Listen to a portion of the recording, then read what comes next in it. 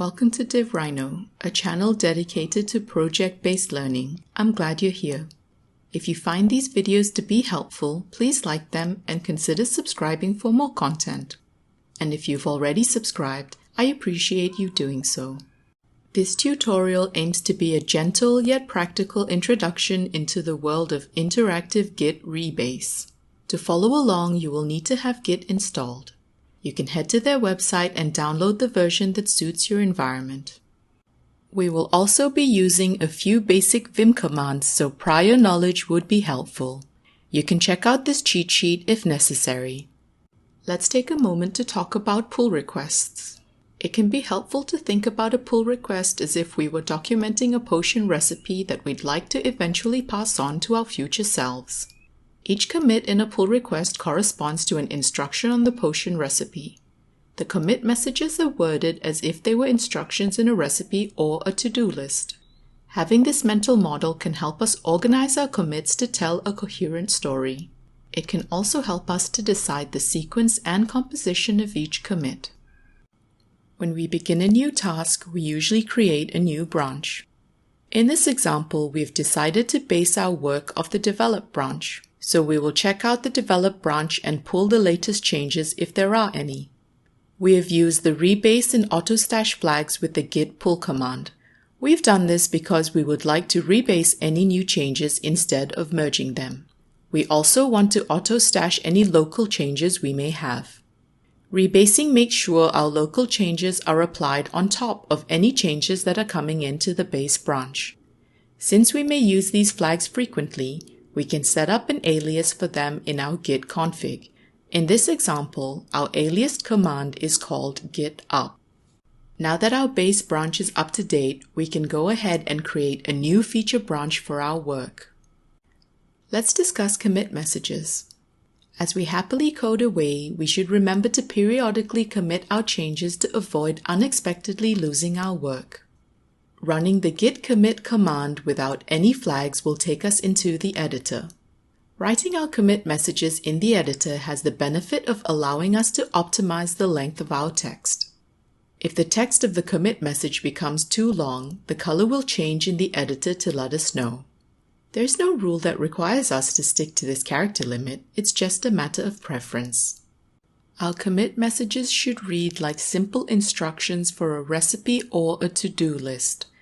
So we will use the imperative mood to imply that this is indeed an instruction or a directive. Let's see how we can deal with new changes coming into the base branch. It is normal to have teammates merging their work into the base branch throughout the course of a work day.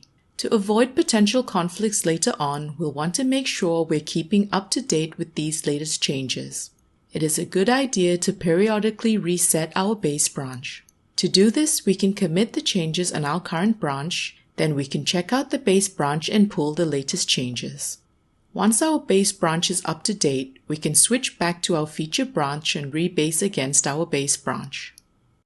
Let's briefly discuss some points about git rebase. When we rebase, we are resetting our base branch. Rebasing helps us keep our commit history clean. A rebase can be done manually, it can also be done interactively. The following sections of the video cover some commonly used rebase actions using interactive rebase. There will be times when we want to use git rebase to squash several commits together. In the following example, we will make changes to the README file. We will add 3 example commits which we will squash together. Then we will choose to use the second commit's message as the message for our newly combined commit. The first commit adds some heading text without the appropriate formatting. We make a second commit to add formatting to the heading. And the third commit adds bullet points for our list items. These 3 little commits can be combined into a single commit using squash. We can kick off an interactive rebase process by running git rebase with the interactive flag. We also use head~3 to indicate we'd like to go back 3 places in our commit history. We will mark the third commit for squashing by changing the pick action to squash. Then we will also mark the second commit for squashing by also changing its pick action to squash. Upon saving, we will be taken to the editor where we can choose the commit message we want to use for our new combination commit. When we use squash, all our squashed commits are combined into a brand new commit. Here we have chosen to keep the second commit message. Let's look at how we can use Fixup to combine commits while keeping the message of the original commit. A Fixup is similar to a squash. When commits are combined, they are fused into a brand new commit. However, unlike a squash, there is no extra step where we choose a commit message to keep. We just keep the original commit's message. Let's head over to GitHub for some context. The last two commits in this example are both related to the model. It would make sense if we move them up and combine them with the very first commit on our list. Before we head into our editor, let's take a note of the number of commits we have in this PR. In this example, our commit count is 7. Over in our terminal, we can kick off an interactive rebase process by running git rebase with the interactive flag. We will also use head_7 to indicate that we'd like to see the history of all 7 of our commits. We will be taken to our Vim editor where we can move our last 2 commits up under the first one. We do this by cutting and pasting them. Next, we can mark these 2 commits for Fixup by changing the pick action to Fixup. Upon saving, our Fixup commits will be fused with the first one, creating a new commit that uses the message from the first original commit. Then we can force push our changes to GitHub. We use the force with lease flag to ensure we do not overwrite any commits on the remote branch. Let's talk about Reword. Sometimes we make typos in our commit messages. Other times we can realize later on that our commit message does not accurately describe the changes we are adding. In such cases, we can reword our commit messages. Let's say we'd like to reword the most recent commit we made. In our terminal, we can kick off an interactive rebase by running git rebase with the interactive flag. We will also use head_1 to indicate that we'd like to go back one step in our commit history. We will be taken to our editor where we can mark our commit for rewording by changing the pick action to reword. All these rebase actions have short versions.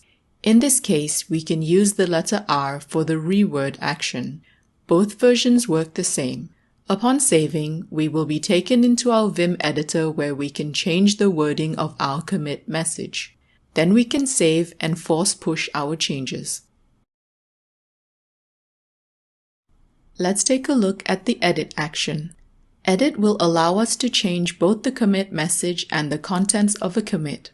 In this example, we have unfortunately committed a secret and a password into our codebase. This sensitive information has made its way onto GitHub.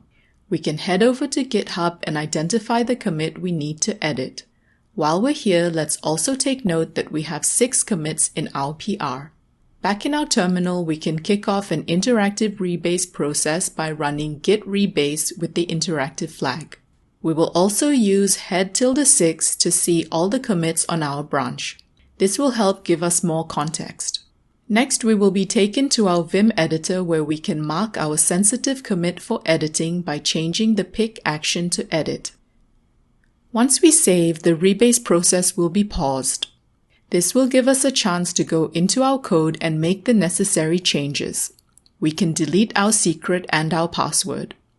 Next, we can add our changes and amend our previous commit to apply them. Then we can ask the rebase process to continue by running git rebase with the continue flag. Finally, we remember to force push our changes to GitHub.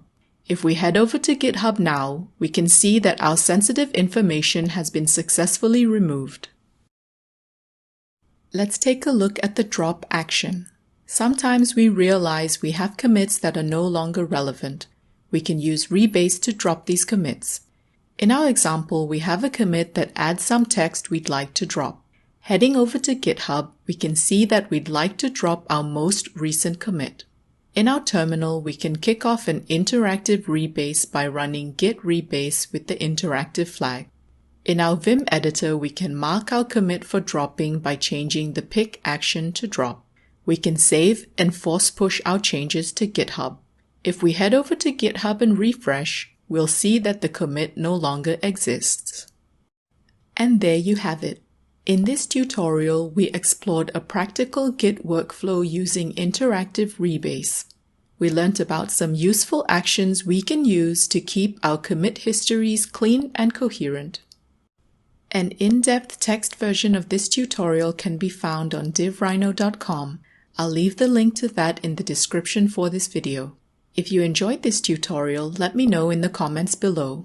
And if you'd like to learn more about web development workflows, please like the video and subscribe to my channel. Thank you for watching.